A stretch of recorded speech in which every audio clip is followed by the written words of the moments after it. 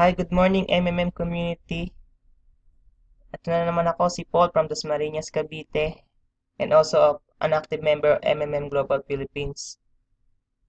Last August 16, 2015, I request to provide help amounting to 4,500 pesos. And yesterday, August 18, 2015, I request an assistance amounting to 4,900 pesos. Thank you to Miss Lexaves for providing me 2,000 pesos and Liski for providing me 2,900 pesos.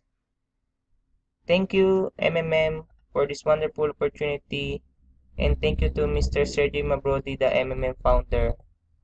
Together, we can change the world.